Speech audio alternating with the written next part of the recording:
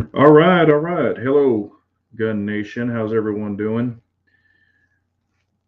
We have got Panel Drone Pictures, DB, Dennis Buckner, Rich B. Looks like everybody's popping in here now, so we'll give it a couple of more seconds. but hope everyone is doing well this evening. I just got back. I had a customer event for the past, well, it was for Monday evening and then all day Tuesday, and then had something I had to do this afternoon. Hello, Dirt Track. How are you? I had like a class deal that we were doing. Hello, Floridian. Hope y'all are all doing well. And I've got something I'm going to show here. Um, when I say I'm going to test something, I'm going to test something, but I'll show you what I've got going here. Matter of fact, y'all will be able to see it first. Um, I filmed a little video on it, but I'm just putting sections of it together of what I'm going to do to this. But we'll go over that in a minute. Hello, Chris. How are you? Hello, Lynn Holt. Hope everyone is doing well. But yeah, I had a customer event. It was a really good turnout. Then we took them all to the Ranger game. So that was a good turnout. Got to stay in a really nice hotel. It's called Live, and it's in Arlington, right next to the stadium. It's called Live by Lowe's. So don't know if y'all have ever seen it or ever been in it or any of that, but it's got a really nice bourbon bar in it. Um, it was a cool place. So, and they have the PBR bull riding, so you can go into the bar and ride the mechanical bull that's next door. Um, but anyway, had a cool time, and look, I think everybody ended up really liking it. Hello, Tradbo. How are you, Mike? Hi. Uh, duh, duh, duh, duh. All right, testing the Viridian green dot on my new Sig MPX. Cool. Yeah, I have seen those, but I've never had any experience with them. Yes, I do, Dennis. Matter of fact, this weekend I'm going to be doing some stuff, so y'all will get to see it. I had to. That's the thing. I got rid of a grill. Um, Ended up buying another grill, and I'll show you. I'll kind of give you a tour on that one. It's not. It's you know nothing super crazy. And then I have the other grill, my antique one. My offset is at my dad's house because it's just too big. You can't pull it through the yard because it sinks because it's so heavy. So I'm not going to bring it. I'm just going to leave it over there. They use it occasionally, but everything over there is like concrete. Where over here I've got grass and stuff, and I can't even putting plywood. I attempted that, and it still wasn't having it. It's just too damn big or too heavy. It's half-inch steel, so it's not even a quarter inch. It's half inch, so it's pretty heavy duty. But I'm not going to be doing any cooks on that. I'm going to try to keep it pretty simple so anybody can do it. You don't have to have a professional or custom built offset smoker or anything like that. I'm just going to keep it basic so everybody can do the same thing or do what they want to do. Hello, 500 Magnum. How are you? Red Menace. Yep, welcome to the party. Anyone get to try out the DWX Compact? No, I've had someone reach out to me. I think it was Brian reached out to me to see or to let me know, hey, if I see one, to let him know, see what I think about it. But I have not seen one yet in person in the wild, so I don't know. Let's see here. My battery ran down on my Hellcat Red Dot yesterday. Luckily, I'm sights lower for okay, co-witness, and I didn't have to shoot anybody. Yeah, I mean, how long has it been since you've changed it? Have you changed it since you've had it? Because you've had that thing for, gosh, several years, I think. Um, I try to change them all, on my birthday. So, I mean, if it's ones that I never shoot, and I know I'm never going to carry it, I'm not too concerned about those. But the ones that I know I'm going to carry, I definitely change the batteries. Hello, Scott. How are you? Richard Ship.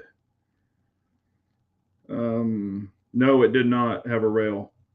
No, the compact one did not have a rail. It's kind of like a PR or PCR. So I never saw a rail unless they did somebody cut some rails or something in it. I didn't see a rail on the original one.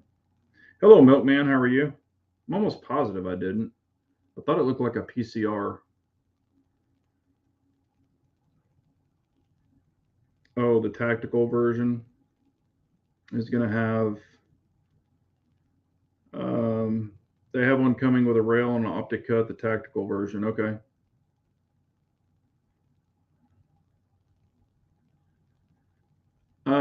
That one up there was that was a 243, or no, it wasn't. It was a 7 millimeter. 7 millimeter. Yeah, it was my old 7 millimeter.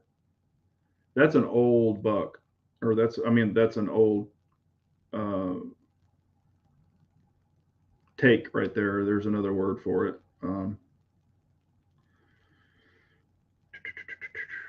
Let's see here.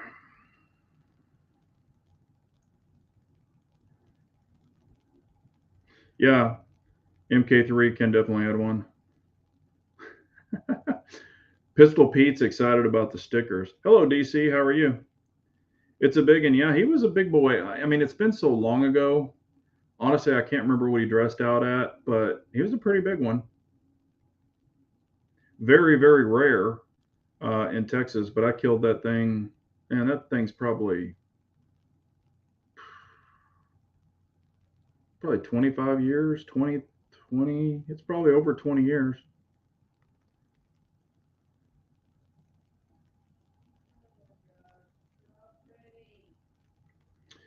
Let's see here.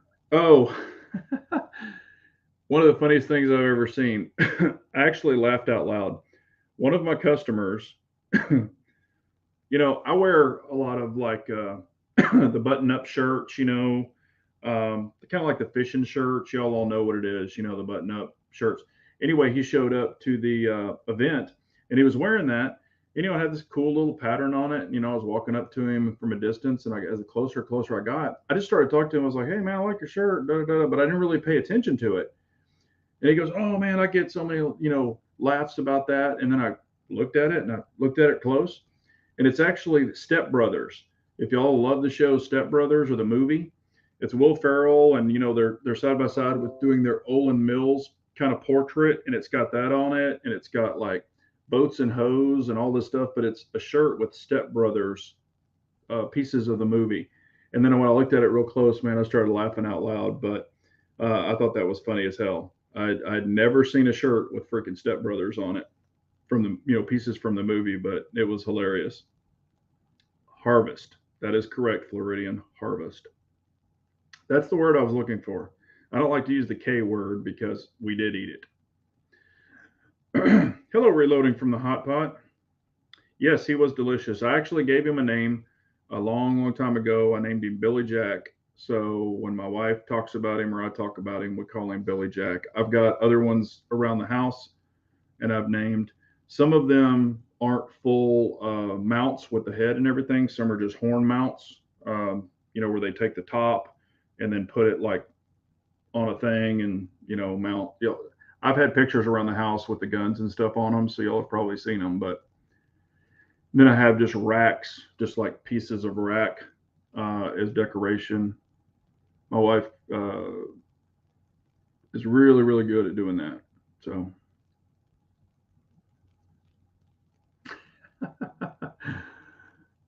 25 out outstanding warrants older than that trophy. Yeah. Trying to smoke bald out of New York. Smoke him out. What happened? Let's see here. Okay.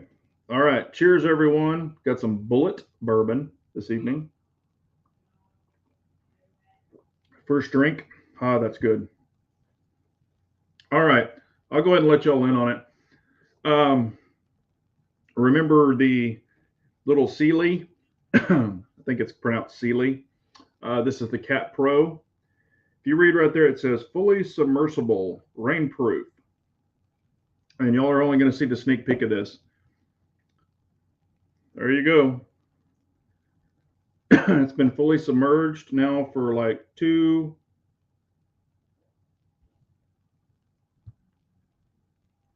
right at 2 hours. Well, yeah, right at an hour and 56 minutes. So it is fully submerged. See if we can get, I don't want to spill water all over the computer. So you can see the emitter lit up on the front, and then from the back, let's see here if we can, the water,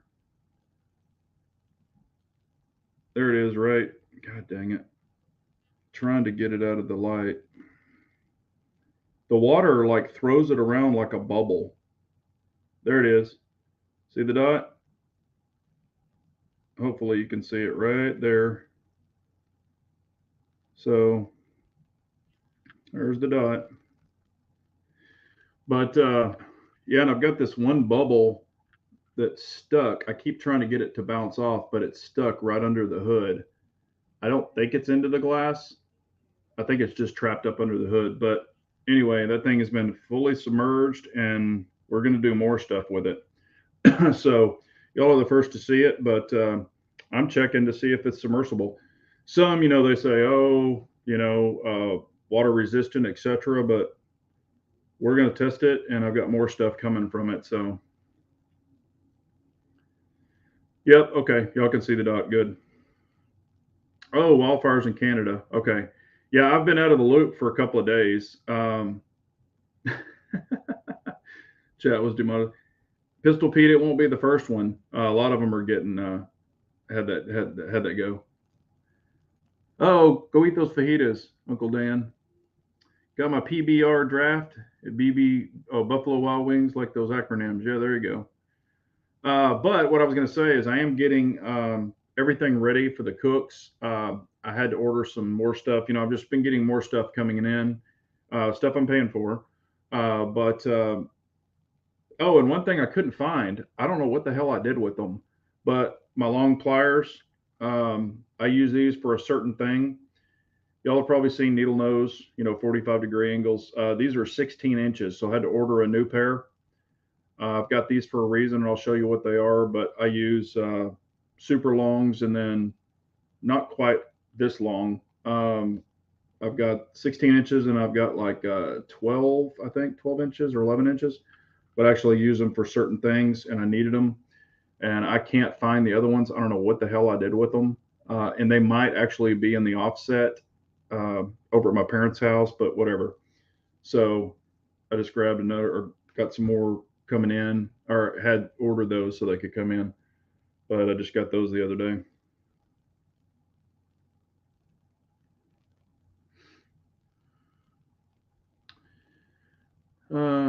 Let's see here. I can see that clearly, like the new technique. I'll give it a try on the next range session. I don't know which technique. Maybe somebody was saying something to you. Modelo took over Bud as a leading beer this week. Yeah, I wouldn't doubt it. Even at the show, it was awesome. At the show, we had no Bud Light purposely. We told them, they had it, but we told them nope, no Bud Light, because we had open bar for the customers, multiple bars in the room. So no Bud Light. And at the Ranger game, we wouldn't allow any Bud Light either. We had multiple suites there, and wouldn't let them bring in Bud Light. So that was cool. Has anyone shot the Shadow Systems CR920P? I personally have not. Humble has. He likes it, so I'm only going by what he said, but I have not personally shot it yet. Bald says, lost power here running off DeWalt battery and phone hotspot. I've ran off hotspots many times, so I hear you. Wally World's about to kick in Anheuser-Busch to the curb. Good. That's good. Everyone should. So, we're going to do some more testing. Like I said, this is the first part of it. I wanted to get this going, and I've got some more stuff in store for this one, and we'll see what it can handle. Oh, here we go. I have the DR920P, and it's not reliable. What kind of problems have you had with it? Just out of curiosity. I'd be curious, and I'm sure other people would too. And is it only on certain ammo or whatever the reliability is? Is it only on certain ammo or all ammo? Just out of curiosity.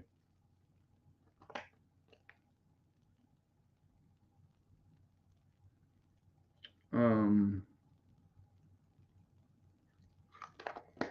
let's see here. Hello, Taylor Brown. How are you? Let's see what you got here. Do you buy support gear for your firearms, chest rigs, plate carriers, etc.? Yes, I do own them. I've done videos on them before.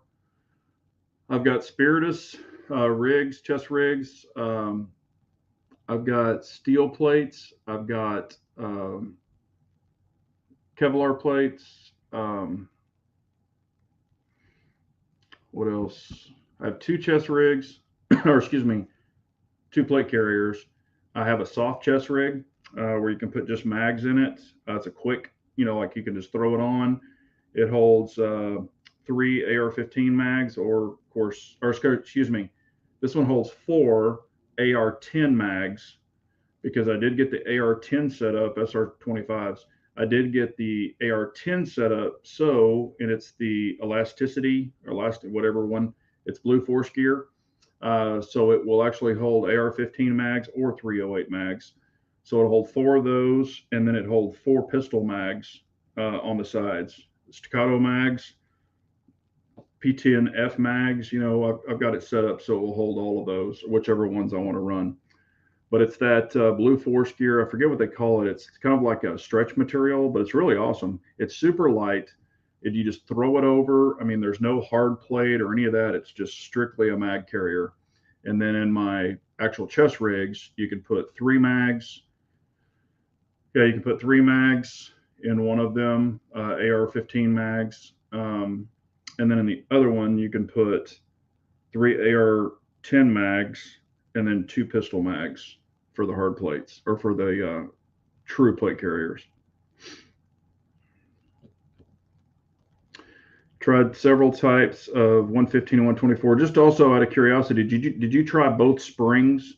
I think it comes with two springs. I'm just curious if one spring didn't work, but the other spring worked fine. Yeah, I saw that, Brian, or I knew about it. I haven't watched his video yet. The MP2 compact looks like a team winner. Yep.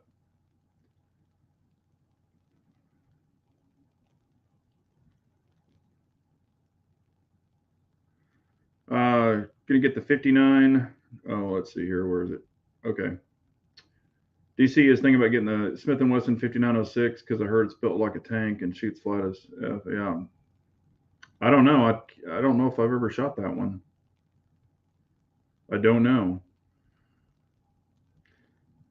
Yeah, there are two springs um, that one comes with, I believe. The only one that doesn't is like that 43X Shadow System version. It doesn't come with two springs. The other ones come with two springs, and you have to change the springs out to whichever ammo. There's one spring that'll run all ammo, and then the other one is built more for suppressors. Wonder if you have the suppressor spring in there.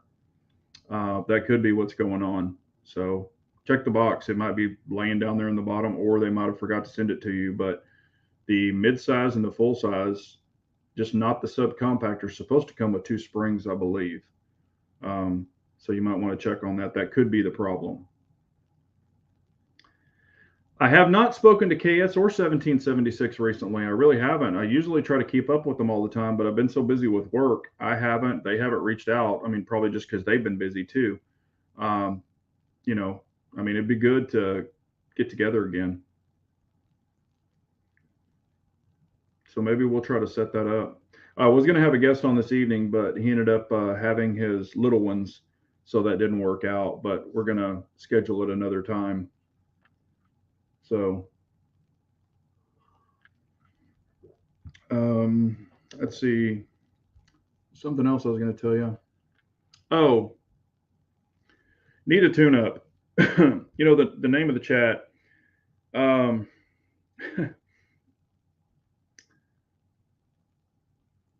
kind of where I was going with that is, yeah, and of course, somebody, I can't remember who said it. I think it was Palindrome. He said, Congress needs a tune up. Sometimes people do need tune ups. And I'm trying to put that in a very polite way. You know where I'm going with this, but some people's attitudes just completely suck. Some people hate life and hate everybody that's around them for absolutely no reason. They literally wake up on the wrong side of the bed every day. Hate negative people, just can't stand negative people. Ran into a couple of negative people, not at the show or anything. They weren't customers. They weren't with our group. It was a separate group. There was probably alcohol involved, um, but had had a couple of guys say something that they shouldn't have said. I guess, like I said, I'm trying to be as uh, non-descriptive as possible, but I had a run-in with a couple of guys that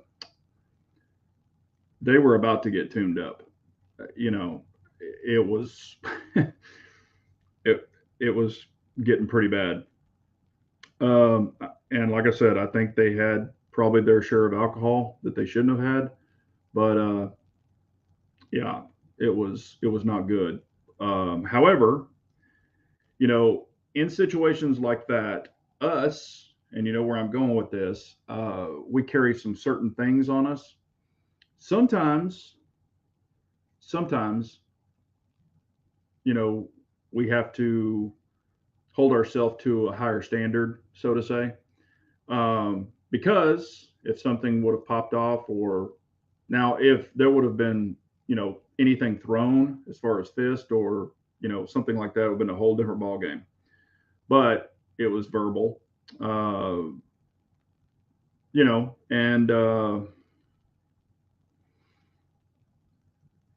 no, no physical anything like that. But he was giving the verbal. I started giving the verbal. It was getting a little heated. Like I said, I can handle a lot. I turn the other cheek, unless it's a reason not to. But it was about that close. So anyway, sometimes people need to be checked, uh, and some people just flat out need a tune-up. So yes, especially the current government situation, that could definitely use a tune-up. Um, but you know, I just kind of threw it out there as a tune-up. That was kind of like an old saying that people used to say. I'm gonna tune you up. Instead of I'm gonna beat your butt, it was I'm gonna give you a tune-up. But anyway, it was it was yeah, it was wow. I mean, I haven't been that mad in, and it's probably been 10 years. Um, 10, or it's probably been maybe even longer than that, but it was not fun. And put it this way, I didn't back down. They backed down. And I you know, didn't say anything about the other deal. Y'all know where I'm going with this. I don't ever do that. Hello, DB from South Florida. That's awesome. Dennis Buckner says, I have an afterburner combo on my MR920 ball, and I have put a ton of different rounds through it without a problem. 115, 124, and different reloads. Yeah, that is the first time I'd heard of the issue. I'm just wondering if it is that spring problem. Hello, G23. How are you, buddy? Big J, when was your last tune-up job on someone? Bet you're good at giving them. It's been a while. Um,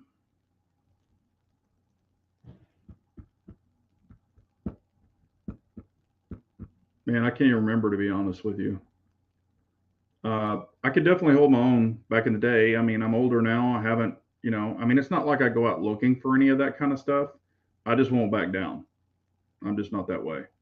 So, and yes, Dennis, us as what we carry every day, and the way we carry ourselves or should carry ourselves. Sometimes you do just have to take the high road and step away. The only thing that was happening here is I was in an area behind me. I had a rock wall, and I had a pillar right here, and the two of them were standing pretty close right in front of me. So it's not like I could just turn and walk into a wall or turn and walk into a pillar. You know, it just happened to be, things were said. I kept walking, trying to walk. They came closer. One was kind of coming this way to get me to stop. And they thought they were going to pin me up against that wall. And they thought I was just going to, fold like a lawn chair, but that did not happen. So, and these weren't little guys. They were about my height and size. So I'm 6'3", 255, 256. So both of them were about my size. But man, I can't remember the last time I physically got into a fight. I really can't.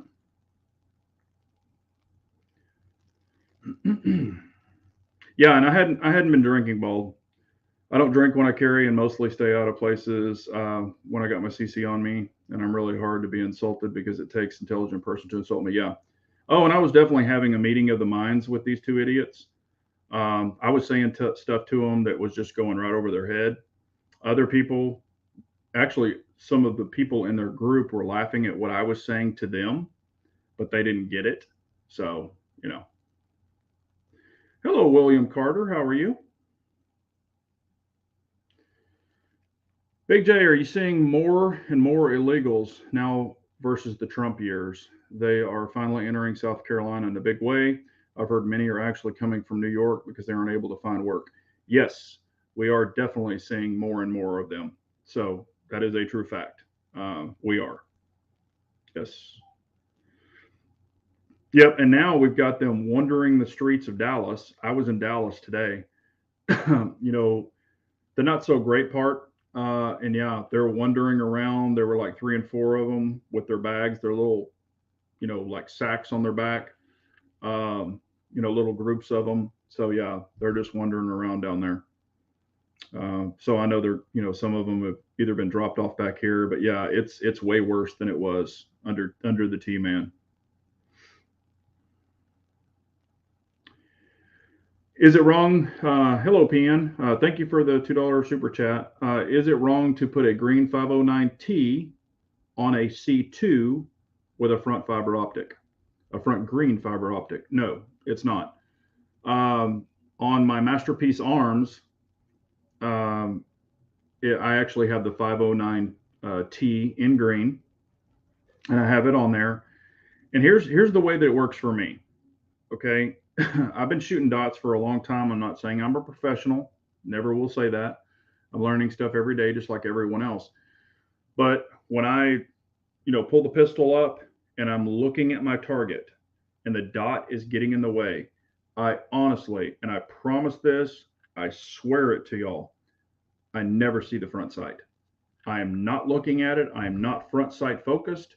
I am target focused, and the dot is getting in the way. So when people say, oh, you want a red fiber optic to offset your green dot, or a green fiber optic to offset your red dot, or whatever, or excuse me, your front fiber optic. I am not looking at the front sights ever.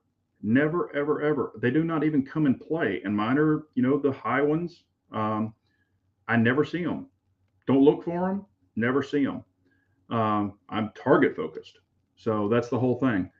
Like there's a bush way, back out here. I mean, if I throw it up there, I'm looking at the bush and the dot is getting in the way of, it's just, I move the dot, or you know what I mean?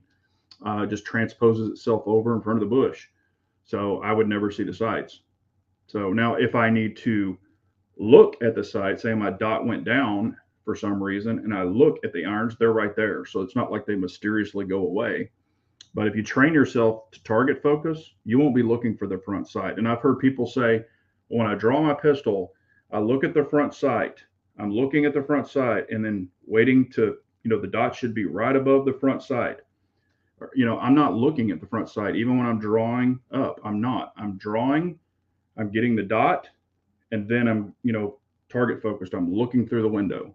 That's the way I do it. So I don't think you can go wrong with either fiber optic. If I were only shooting fiber optics, I do prefer green for some reason, but yeah, doesn't even come into play.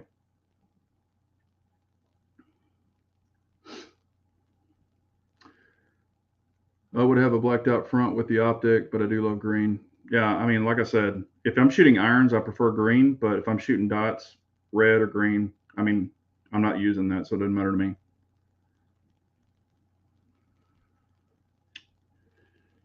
Let's see here. DC is saying appendix carry is the best inside waistband place to carry. 3 o'clock prints too much on the back, any position actual less comfortable, in my opinion.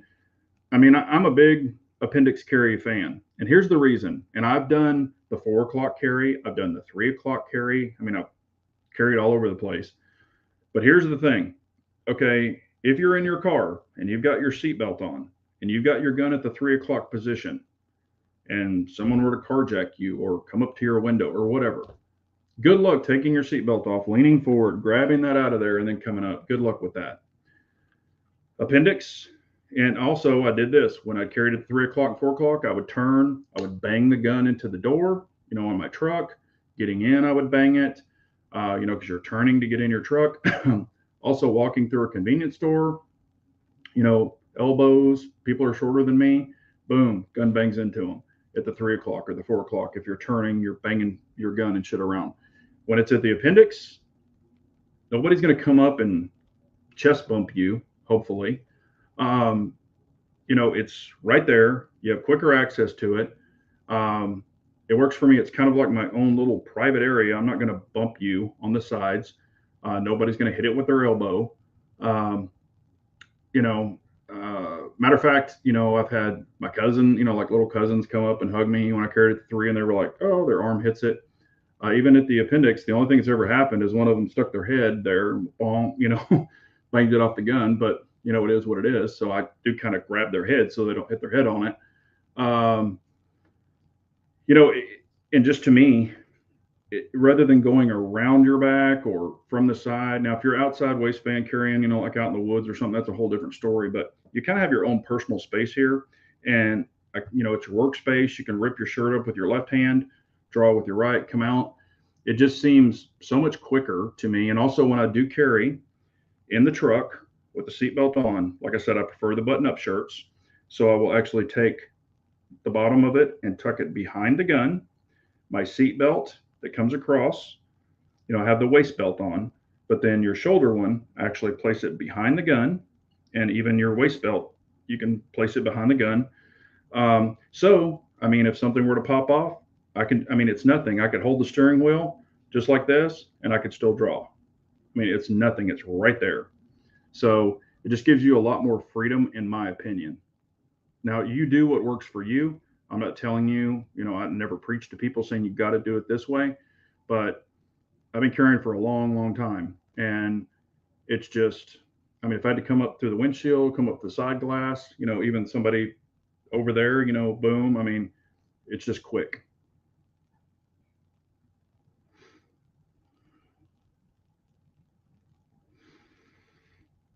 Yes.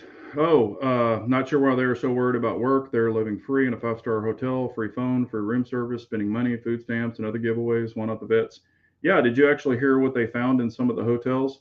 Some of the illegals are actually dealing drugs uh, within the hotel now already, and they've also had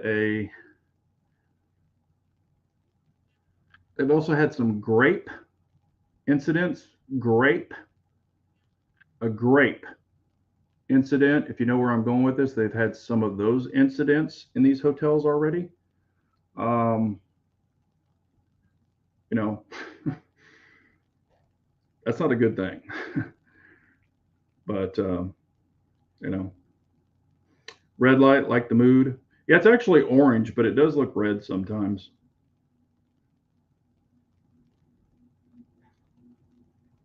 Your body shape really makes your decision for you when it's deciding where to carry. Appendix isn't an option that fits my body shape. If I were taller and thinner, probably carry a much different way. Brian, I'll be honest with you. I'm not a skinny dude. I've got the tactical, belly, like I've said before, with some holsters and some correct gun belts, you can overcome your muffin top or, belly, so to say. I don't have a 6-pack anymore. I've got a keg. So I'm just being honest with you. Um, and it's not anything you want to try for a day or 2 days. Um, it's something you have to kind of work with, and then your body kind of accepts it. I'm not saying for everybody. I understand there are certain people. Um, it just didn't come second nature to me. You're like, oh, hey, let's just try this. It was weird. I was like, it feels weird. But now, I mean, as many years as I've been doing it, I think I've been carrying appendix I did it for like probably 15 or so years. And then as I got a little, not little, but as I got chubbier and all that other stuff, I tried the 3 o'clock and stuff like that. And then I was like, and I tried that for a while, and then I moved it back to appendix, and I've been back with it ever since. So it is different. What's a good battle belt? There's two that I really, really, really like, David. This is me personally. I like Blue Alpha Gear battle belts. I did get their new. I actually have a rack here with these hanging on them. I did get their new battle belt light. This is the Blue Alpha Gear. So I got this one, and it's definitely lighter than the other one. I have this battle belt light in Blue Alpha Gear. I have the original Blue Alpha Gear in camo. This one is in the camo Aries or whatever it's called. And then I have the core battle belt, and I actually really do like it too. It's adjustable, so I have 3 battle belts.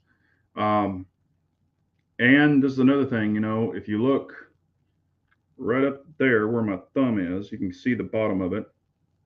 Um, that is a shotgun chest rig, and then under that is my USPSA race belt, so to say, the blue out or the double alpha gear or double alpha USPSA rig.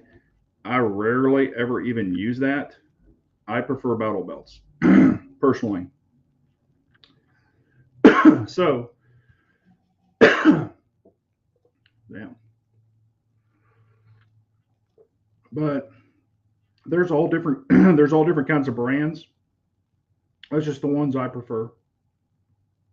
Damn.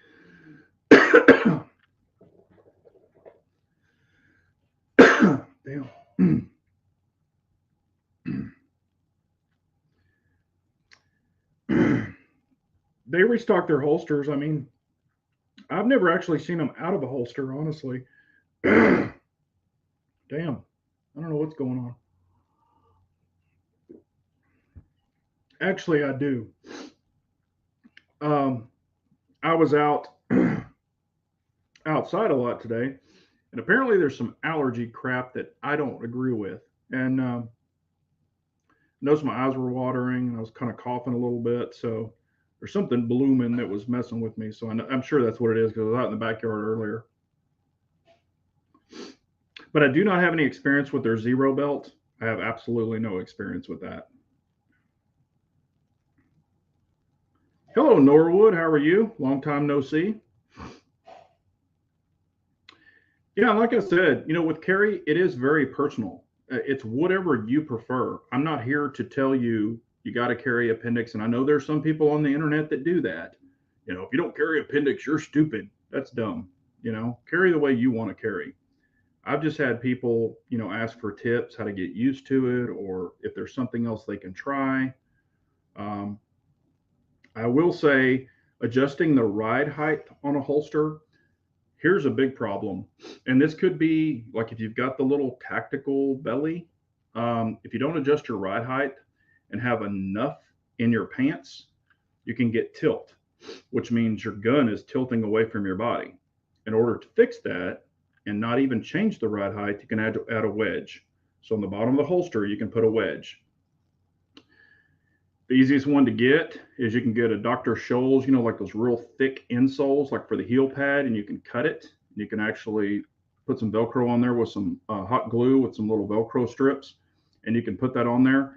And when you have it doing this and you put the wedge in there, instead of your pelvic region touching the holster here, it will actually hit the heel pad and then level your gun out, even if you have a tactical belly. So that can help. Claws are a big thing, and wedges are a big thing. I have holsters I definitely run wedges on.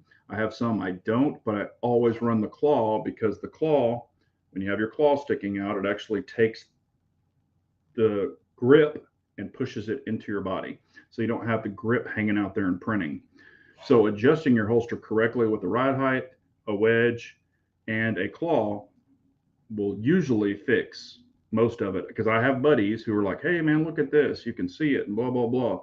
And I'll take it off. We'll take it off and set it to the side, and I'll adjust their holster and get a different ride height. And then I even have some foam that I've added wedges to. I think I've got some up there. It's the the foam that doesn't compress. I've added a piece on there and then put it on and had them try it, and all of a sudden they're like, "Oh man, it's fixed." So, you know, sometimes tweaking it, and you've seen the tweaks I've done on holsters. I've bought brand new holsters, and I've had to do a little grinding on it with a buffing wheel and things like that. Not, I've even done that to a couple of Tenacores.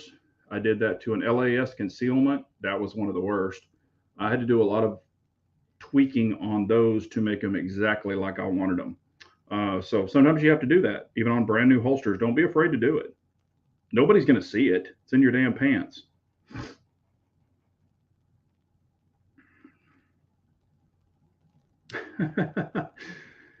Yeah, that's the thing. I've carried striker fires. I've carried double action, single actions. I've carried single actions. That's the reason. This is one of the reasons that I always say, like guys who only have Glocks, or guys who only have 1911s, or guys who only have single action, double action. I always say it's good to have at least three guns, one being a single action, one being a double single, and then one being a striker fire at least. So you can get used to all the different manipulations of those guns. If you've ever watched my videos with a striker fire gun on a video, I come out, with a striker fire. I come out, my thumb is over here, and you will actually see this thumb, my shooting thumb, you will actually see it slide down the side of a Glock, a P10C, a P10F. I do it every single time. You will watch in a video. It just slides down because what I'm doing is I'm sliding down, releasing a safety that is not there. If it's a 1911 or 2011, it has a safety. So I'm hitting it. When I hit it and it goes down, then I ride it. I don't go under it, because if your thumb pops up with recoil, you can turn on your damn safety. So I use that as a ledge if it's a 1911, 2011. If it's a striker fire, it doesn't have one. My thumb just passes down or rides high, and that's the way it works. So you will see it, and you can even go back and watch videos I've done, 5 years ago, and you will see that on a striker fire gun. My thumb comes down. I've had people go, "What the hell's your thumb do that for?" It's like, I'm used to shooting 1911, 2011s. So I train it in my brain, do it on every gun, except a revolver, but just do it on every gun. And if there's a safety, you're going to hit it.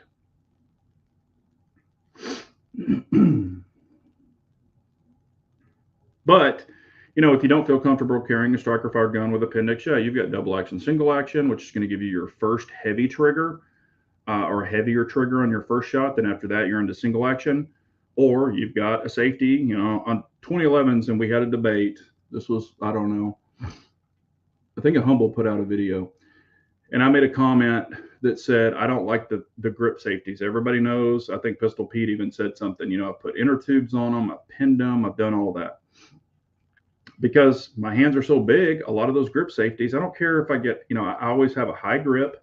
So some of those safeties do not hit my hand as a normal hand would. So they don't work for me. And honestly, what the hell do you need them for? You got a grip safety, you've got a thumb safety. I don't need 4 safeties on a gun.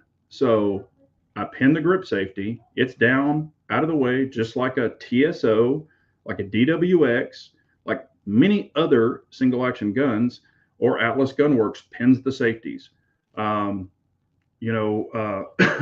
Masterpiece Arms pins a lot of the safeties. I specifically asked them to pin mine though, but that's the way they come. Some of them are even molded. So like they're literally made into the grip. You can't release it to use it. So you still have your flip safeties. That's enough safety for me. So, I can flip it on, I can flip it off. I can manipulate that like I want to. But grip safeties, a lot of them don't work for me.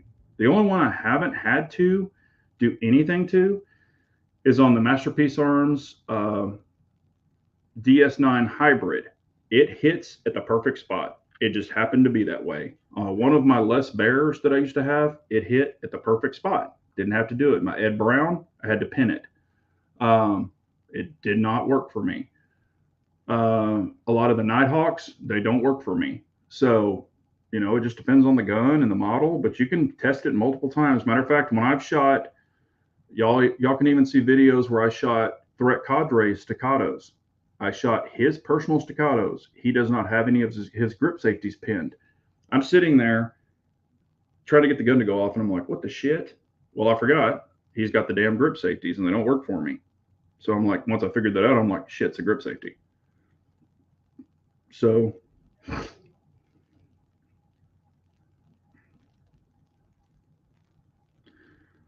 yeah, Core makes good belts. I love their gun belts. I mean, I wear them every day.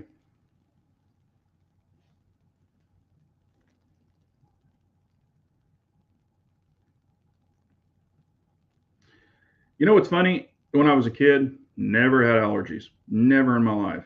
As I got older, just some crap blowing around. It's been windy here today too, so I'm sure but sometimes my throat kind of gets weird, so I'm sure that's all it is. Nelson, we got Brazil in the house. Welcome, sir. Appreciate it. Lurk in the background.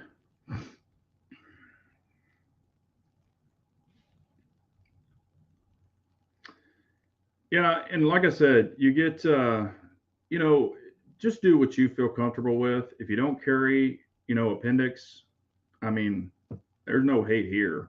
I think anybody that hates on somebody is just stupid and they need a tune up. I'm just joking, but you know what I mean. I've seen some videos where I'm just like, why are you saying that? They're just like, you got to do it this way or you're dumb. It's like, don't do that. Leave people alone. Oh, let's see here. What long-term 1911-2011 maintenance issues do you experience? Um, on some 1911, well, I will say this. On 1911s, 2011s, you do need to change the spring, like your hammer spring, your slide spring, periodically. They say around STI Staccato says around every 5,000 rounds, at least to change your slide spring. Um, I've ran them longer. They've worked. I do have packs of them. You can get them cheap. I mean, super cheap. I think I've bought like a pack of 10 for like $20. I mean, plus shipping, of course. But I've got packs of springs for my C2. I've got packs of springs for my P series. They will also fit, or I've got them for the 1911s for my Masterpiece Arms. I mean, honestly, that's really about it. And here's the thing on staccatos, MPAs, Nighthawks, your higher end 2011s Atlas, things like that. That's tooled steel. That's the real shit. It's billet or tool. I mean, it's the heavy duty shit. You're not going to wear those out. MIM, like your Bull Armories, your Prodigies, things like that. MIM parts over a longer period of time. Your SIGs, your SIG 1911s, things like that. Anything that is MIM, you're going to wear them out eventually. Look, for example, Greg, with Threat Cadre, he has staccatos with over 50,000 rounds through them. Nothing's broken, nothing's gone bad. He's changed the spring maintenance, but other than that, that's it. I mean, they really don't go bad. So there you go. I have had a spring 1911, or excuse me, a hammer, SIG hammer on a 1911 break. It was MIM. I've said that before. I had a trigger break on a SIG 1911, and it was MIM. Actually, just snapped off. Harry, good buddy of mine, Harry's Holsters, he has a Taurus revolver, and the hammer broke, snapped off. on his Taurus revolver that he only had 200 rounds through it, if that. I had dry fired it, but the hammer actually snapped off. So I just, and I'm not hating on any of those guns, but I am not a MIM believer because I've personally had experience. Some people have never had it, but I have personal experience with MIM parts breaking. I'm not saying it's common, but it can happen. Do I have striker fire guns with MIM parts? Yes, I do. Um, but it's kind of a buy once, cry once. You could buy a Prodigy, and you could buy a staccato ignition kit, put the whole, or excuse me, EGW ignition kit, and put all billet parts in it, tooled steel parts. But by the time you've done that and bought the Prodigy, you're at staccato pricing. So why not just buy a staccato? I mean, I'm not pushing staccatos, don't get me wrong, but I'm just saying, I know they're not, the price is not for everybody, but sometimes when you buy billet, anything that's non-MIM, metal injection molded. If y'all don't know what MIM means, it's metal injection molded. Um, you can have failures, but that's it. Yeah, Pistol Pete, like I said, if the grip safeties work for you, keep them. By all means, keep them. But it was funny. I actually know a guy, and he's a Texas Ranger. He carries a staccato, and he has an inner tube. He was like, man, this grip safety doesn't work for him. I was like, get it pinned. And he said, we cannot get them pinned. And I said, use a bicycle inner tube. And I showed him the Ranger band back in the day, and he's like, okay. So he put that on it. He got approval to do it. So now he runs Ranger bands on his. Um, it's just it. Like I said, it's not built for every hand size. And he doesn't have like huge hands. He just has those real thick, like sausage fingers and those sausage hands.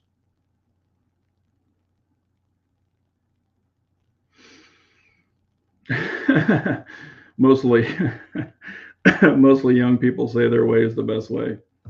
You know, some people just regurgitate bullshit they've heard from somebody else, but it is what it is. Casted gun parts, they can be the same as MIM. I mean, it's still a cast. You're pouring, if you don't know the difference between MIM, casting is you're pouring it into a mold. You can't get as fine of like a ledge on some of these parts because it's metal injection molded or MIMmed. And a lot of that stuff you can't file on it or grind on it like you can tooled steel because once you grind on it, you're taking the heat treating off and it can fracture. It's the same with automotive parts and things like that. Aviation parts are the same way. That's why they're freaking expensive as hell. Better trigger, CZ Customs or Cajun Gunworks? Man, that's really going to be a toss up. I've got both of them. Um, I mean, they both work great. It really comes down to what works for you. There's no wrong or right answer there. They both make great products as far as triggers. You know, like I said, I own both of them, and honestly, I can't tell a huge difference between the two. I really can't. So,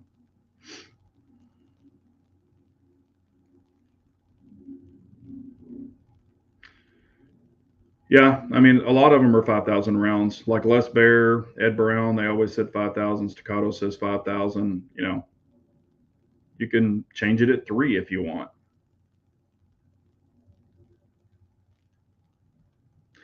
Yeah, Richard, you're exactly right. I mean, that's what I've tried to tell people. If you're looking for something budget, it's going to have budget parts. It's kind of like cars. You're not going to have all the bells and whistles with the cheaper car versus the more expensive car. I mean, that's kind of how it works.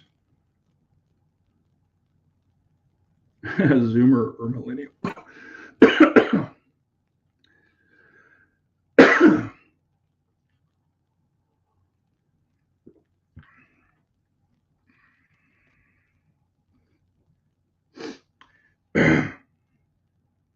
Have you ever damn, it's allergies. I'm sorry.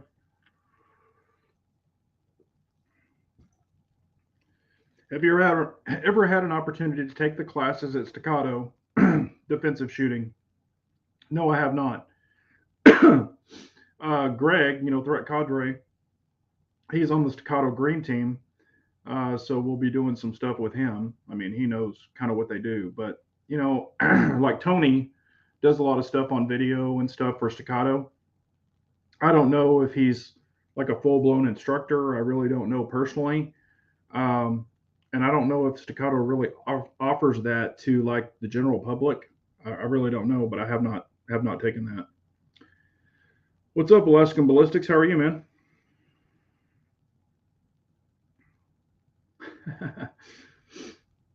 Yep, Amazon actually sells inner tube pre-cut to a variety of widths and lengths for next to nothing. Much better than bike tubes for one reason or another, less than $10 for a large pack. Yeah, that's what they are. Is they're bike tubes.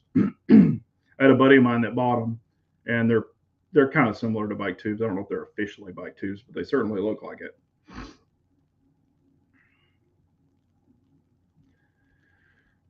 Yep, I told the same thing to my girlfriend. Do you want a Rolex or a Timex Glock versus Wilson Combat? I mean, and I've made examples about that before.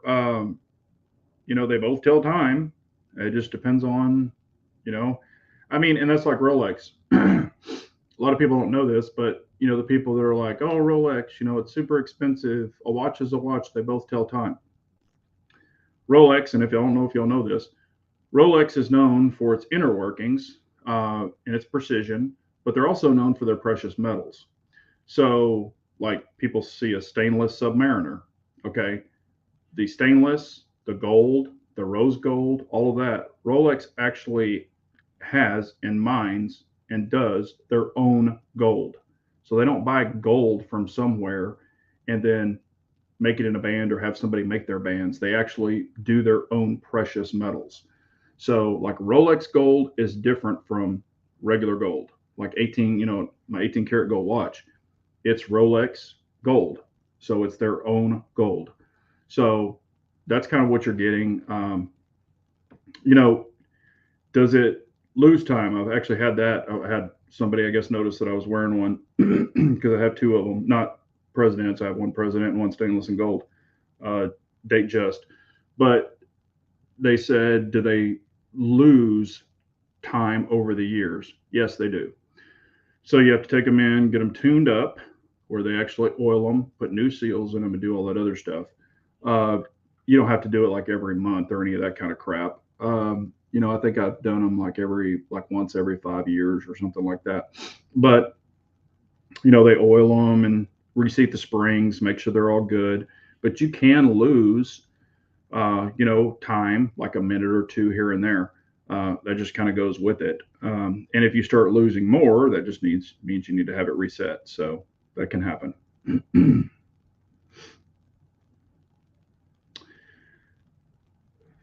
uh, what are people's thoughts on Rock Island 1911s? I'm not saying they're bad. They can be finicky depending on the day of the week it was built. I have shot buddies of mine. Some of them run okay. Some of them run like shit. They can be very mag finicky. Like you could buy 5 or 6 Rock Island mags, and 2 out of the 5 mags might work correctly in the gun. It has to do with the seating depth and the way that the mag catch hits it. Um, I had to take a Dremel and blend one of them on his because it was hanging too high and it wouldn't feed correctly. So I kind of dremeled it a little bit, dropped it down, and then it would feed correctly because he didn't want to buy new mags because he's cheap, which I don't blame him because, I mean, the mags that they offer aren't the greatest mags. Uh, but they're the old para mags. Not saying they're bad, but para, some of the paras had problems with their mags. Um, I mean, I'm not saying they're bad. There's some jagged edges on them that I don't like. Every time I shoot it with the manual safety, you know, the staccatos used to dig there. If you see, I've got a big callus right there that's built up. The Rock Islands are sharp. You can send them to Hayes Customs. Like you can take a Rock Island, send it to Hayes Customs. He will tune it, deburr it. He'll do everything to it. He's here in Texas, and that thing will actually come back pretty much like a damn staccato. Um, Except it still has MIM parts in it, like I was talking about earlier. But he can put a EGW ignition kit in it, and then it's totally done. But it's not cheap to have that done.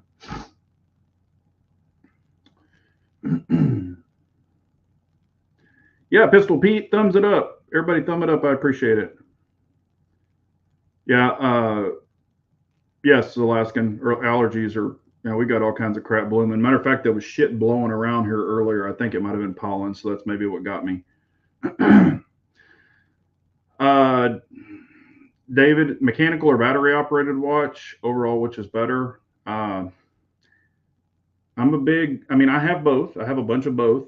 I really like the mechanical. I like the self winding, like when you wiggle your wrist, it winds for you. I have watch winders where I have to take the watch off, put it in a watch winder. It does the revolutions, awkward spinning, gyros, and all that crap.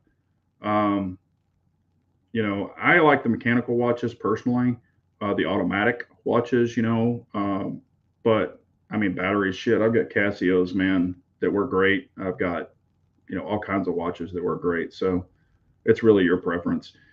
Where you can really tell is on a Rolex, you have Swiss movement. So it's a sweep hand. On a battery or a quartz, you will get the tick, tick, tick, tick, tick, tick. That's the difference. So the other one sweeps, the other one ticks. So you can just look. I've seen fake Rolexes. uh, had this guy kept doing this in my face, and I was like, whatever. He put it down. I was watching it go tick, tick, tick, and I was like, that is not a Swiss, buddy. That's a fake. And I could tell just by looking at the face that it was fake. But if he's happy with it, whatever. Doesn't matter to me. And I didn't point it out. I wasn't going to be that person. I could have, but I didn't.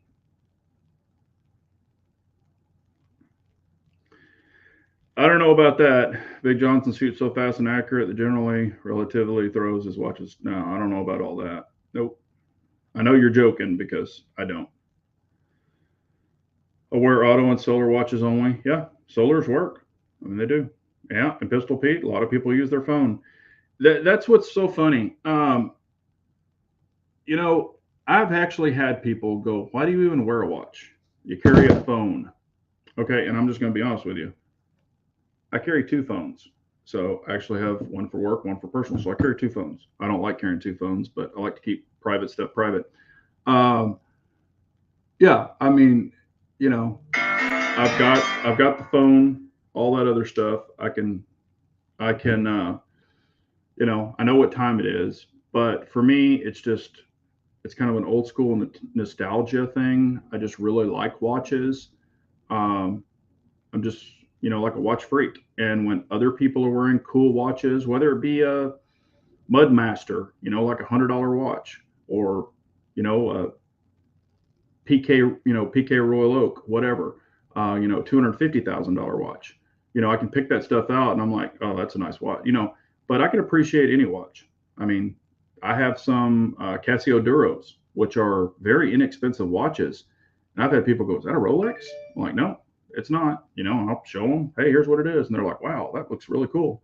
So it didn't have to be a high watch, but it's like a conversational piece. That's kind of what I kind of like about it too. Yes, Brian. Hayes Customs, he knows what he's doing. Think about buying a Bren, probably military grade out of the box, and kind of put a folding stock on it. Yeah, like we've talked about before, Bren's a great rifle. There's nothing wrong with it. Nothing wrong with it at all. The cool thing about there's a bunch of watches that you can get, but like eventually your phone could go dead.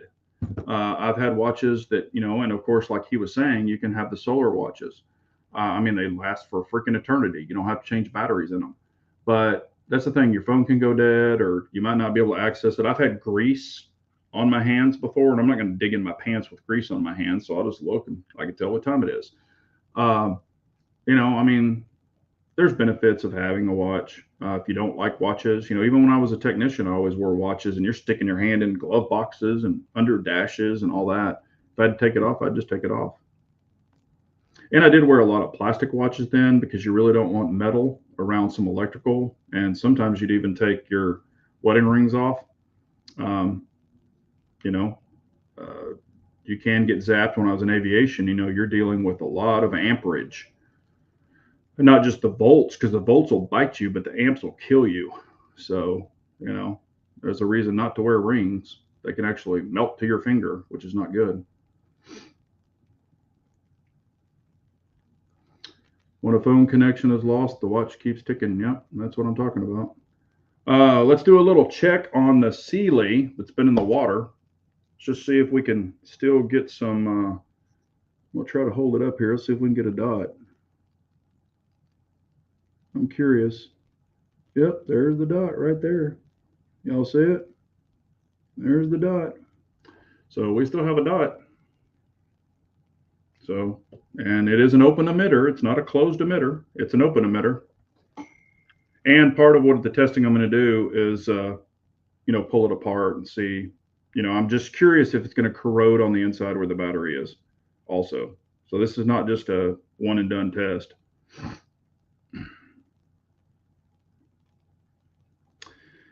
Yeah, there's a bunch of watches. Richard Mills, his watches, some of them are, he's got watches that are, some of them are like $1.2 million.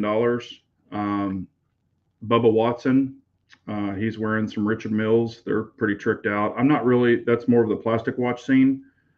I wouldn't spend $1 million on a plastic watch. I wouldn't spend $1 million on a watch, but, I'm kind of a classics guy, Patek. There's some awesome watch brands if you're going for really, really, crazy priced watches. There's a guy on YouTube named Nico. It's called The Watch Guy. But like Kevin Hart has a crazy watch collection. Mark Wahlberg has a crazy watch collection. I mean, these guys have like, there is one collection that's $50 million worth of watches. And here's the thing about it. I've got watch rolls. I don't know if you've ever seen them, but it's a leather roll, and you can put like four or five watches on it. You put it in a case, you snap it.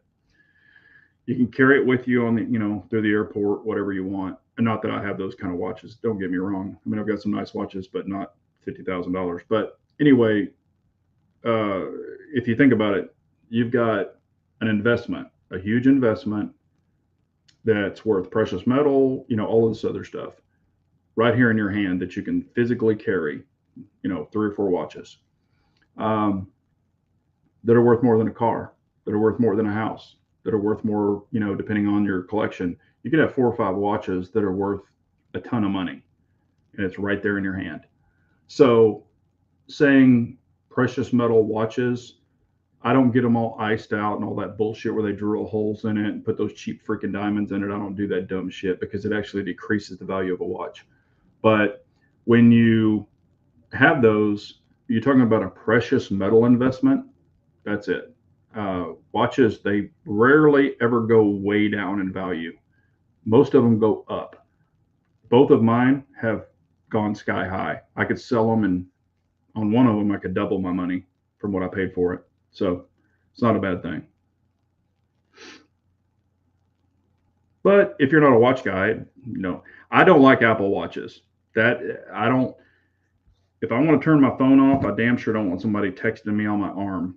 And I think it's rude as shit. I've been talking to customers and stuff, and their arms, bzz, bzz, bzz, ding, ding, ding, and they keep looking at their watch. That drives me freaking crazy. That drives me insane. And if you have an Apple Watch, so be it. But I hate that. It drives me crazy. What are people's favorite abused firearms? Like you don't care what ammunition, whether dirty, ding, or corroded. Glock. FN.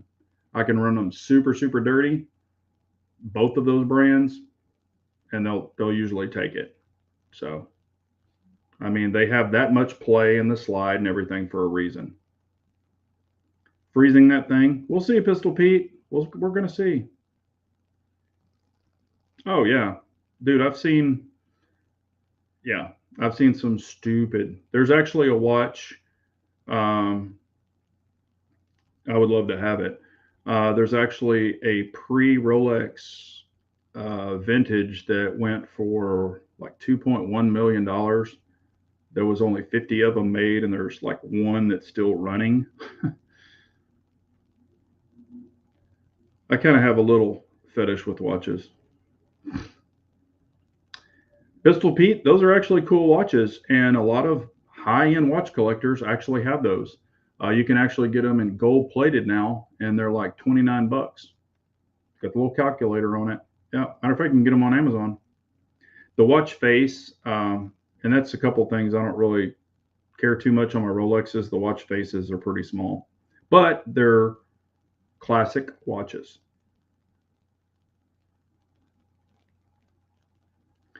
Yeah, but if you think about it, people tie up investments. Here's the thing about it. Okay, think about it. You buy a watch, you own the watch, you don't pay any taxes on it. You keep your money in a IRA or whatever. If you pull it out early, you get penalized. On a watch, you don't. So you could be carrying around 4 watches worth a couple of $1 million. You're walking around with a couple of $1 million. Okay, you kind of can't do that with cash. If you know where I'm going with this, you gotta, I can't say it, but you gotta follow it.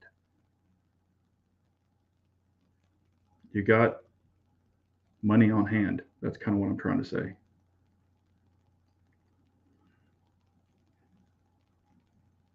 How did the smoke affect power? Oh, okay. I guess you're talking.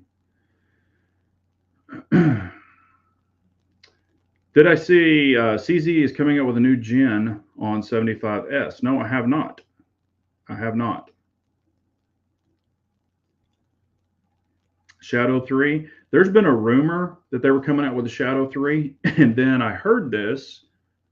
I heard it. This is not like verbatim, but I heard this from kind of a reputable source, and I was like, what?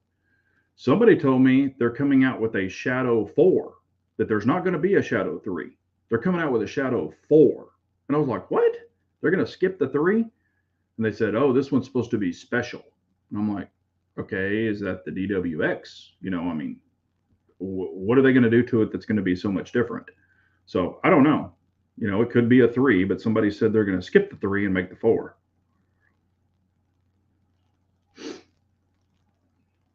Ooh. If you could trade a watch for a gun, what would it be, and vice versa? I would love to have a Patek um, Royal Oak. Um, I mean, they're super nice watches. The gold Royal Oak is really sweet. It's about 290,000. Shit, I don't have a gun worth that.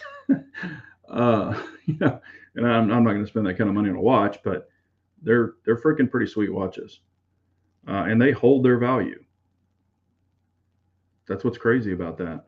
You buy a car, it decreases in value. You buy a Ferrari, it decreases in value. You buy a Lambo, decreases in value. You buy a watch, they usually go up, even if you wear it. Some people buy those kind of watches and they never, ever wear them. I have a friend of mine who bought a Rolex President, never wore it, still had left the sticker on, had the green sticker. It's a green badge.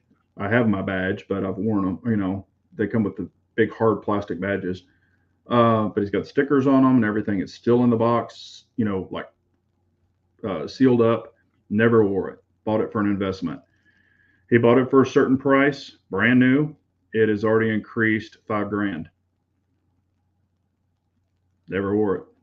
You can't say that about many things, but yeah, he could sell it right now today and make $5,000. I could sell my watch, or I could sell my President's right now and make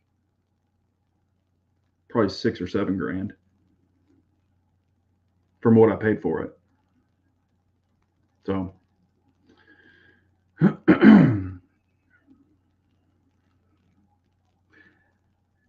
I agree, Brian. I thought that was weird. And he said that, and I was like, what? But he's a pretty reputable source. He's in the industry. So that's when I was like, that's different.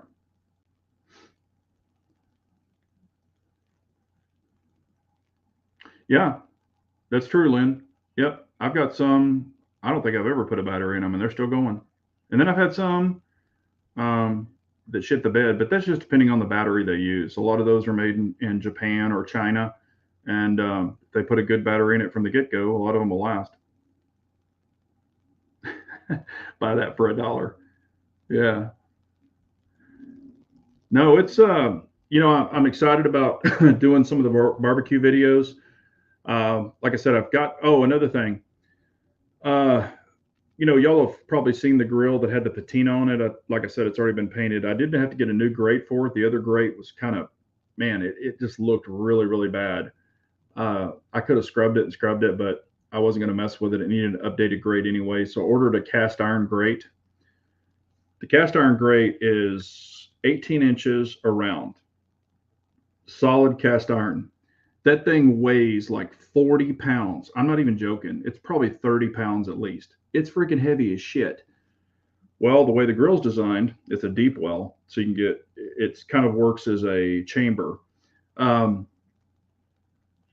if I get the coals hot, heat up the grill, I can't remove that grill to put charcoal. Like if I had add more charcoal to do a longer smoke or anything like that, I would physically have to take the whole grill off, the cast iron grill. And you can use, the little hooks. Y'all have all seen them, like you use on your barbecue grills, like some of the gas grills, the little hooks.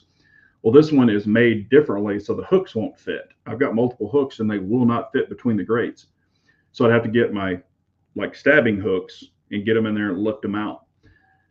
And so I'm just like, I don't think that's going to work. So I ordered a regular grate for it, stainless steel grate. I prefer stainless steel or cast iron. But so I did order the other grate for it. And I'm going to probably put that grate in it because, man, that cast iron, if that thing's 30 pounds, I pull it out piping hot and then set it on something, it's going to melt whatever the hell I set it on. It's just going to melt it down and probably stick to it or tear up whatever I set it on.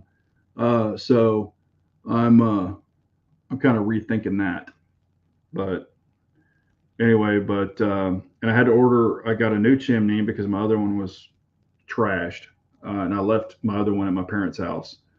Um, so I mean, I ordered a bunch of new stuff. So when you see it, you're gonna be like, man, that's new. Yeah, because some of that shit I didn't want to reuse.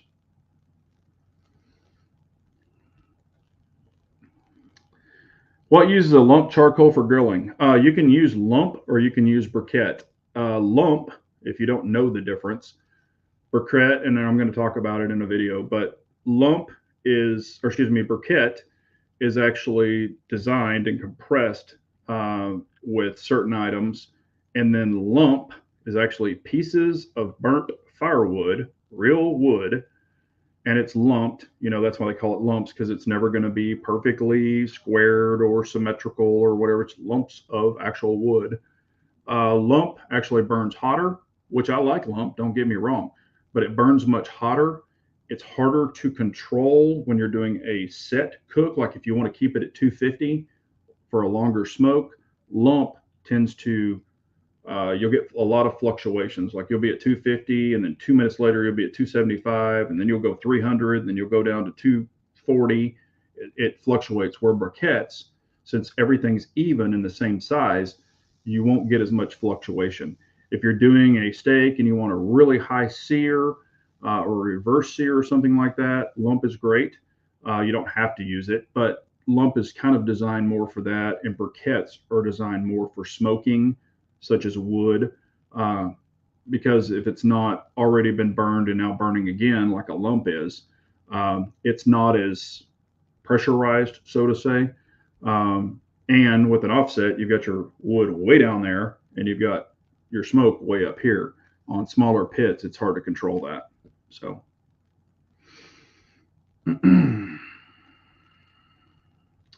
yeah, Pistol Pete, sometimes you learn stuff. Hello, Keith Gregory. How are you, man? Oh, man. 30%. Okay. Have a good one, DC. I appreciate it, buddy. That's what I'm going to be doing. So we're gonna see it. Stay tuned for it, Brian. I don't want to give it away, but I will just say this: it's all about fire control and, let's say, hot and cool cooking. Hot and cool cooking. Um, it's called zoned. So there is a secret to doing the perfect steak. Some people throw a bunch of charcoal down and then chunk their steaks in there. Nope, that's not the way you do it. So, or that's not the way I do it. I'm not saying you're doing it wrong if you're doing it the other way. but there is a method that I do, and they come out pretty freaking awesome. There is like a curing or a like a salt. I do a different thing. I brine them, and I'll talk about that in the video. I've already got them laid out in the ice box, so they were frozen. Now I don't just lay them on the counter. I defrost them in the freezer or in the fridge. So I'll take them from the freezer to the fridge, defrost them slowly like that, and then I do a certain thing to them, which kind of preps them. And then we'll talk about like a reverse sear versus a regular sear and things like that. So I think you'll enjoy it. If you like cooking or barbecuing or steaks or anything like that, you might enjoy it. Yes, David, exactly. Yep, lump sounds good for blacksmith used to use. Yeah, that is what they use. Yeah, I'm a big brine person. I really like to brine it. And it does show, like one of the things I look for, I don't just cook up a steak. I like to look for color, texture, crust, really kind of a sear freak. I like it to kind of look like a piece of art. And then when people eat it, they're like, holy shit. And then that's what's cool about, you know, doing what I enjoy doing. Yeah, you brine your chicken, tenderloin. I do a lot of brining, even briskets. I brine briskets when I or smoke briskets. So there's different ways you can brine, and there's some techniques that I do, uh, like for certain, like on a brisket where I spritz it. There are certain things I use, and people will be like, "What the hell do you use that for?" But man, it all comes across in the flavor. I mean, in the bark, and I mean, there's a method to my madness. Yep, brine fish. Yep. If you have brine, like when you brine salmon, if you brine the salmon, I'm trying to get over here. So, okay. If you brine the salmon and then you can brine it and then you can actually blacken it. And blackened brined salmon is pretty freaking amazing. I'm not a huge fish person. I do love salmon, but when you blacken and brine it, oh man, that shit is money. It is money. Well, I know Chris is going to start his chat at 8:30 my time, and it's 8:22 my time now.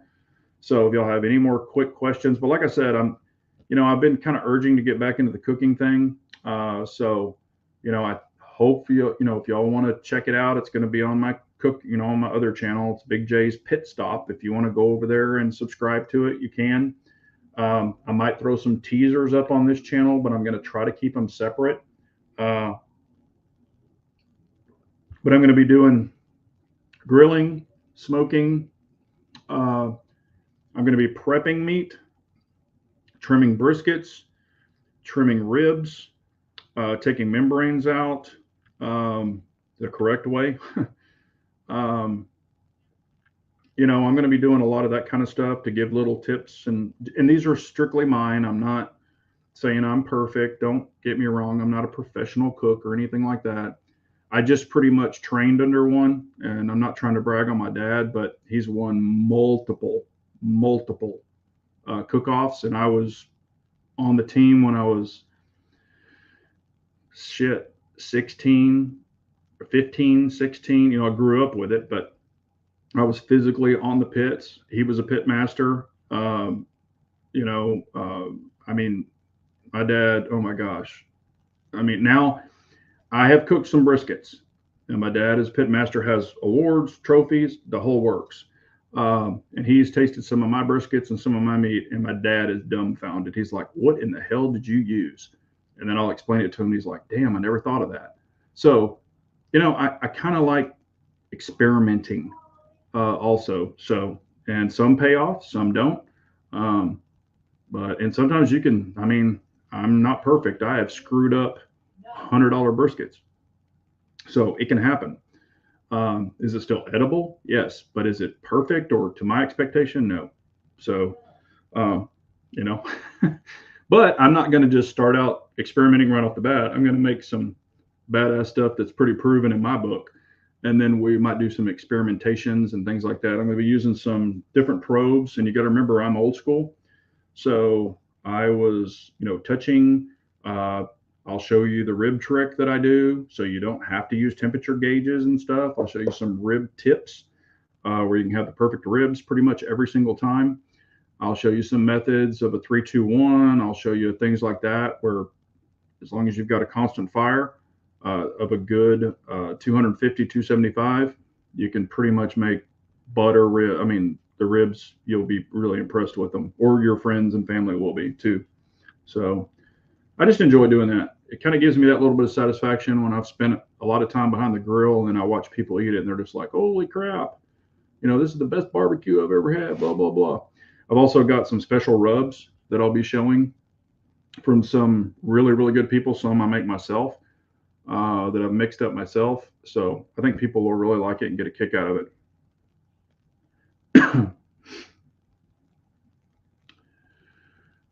Yep. Oh, and I'll show you how to make the perfect chicken wings.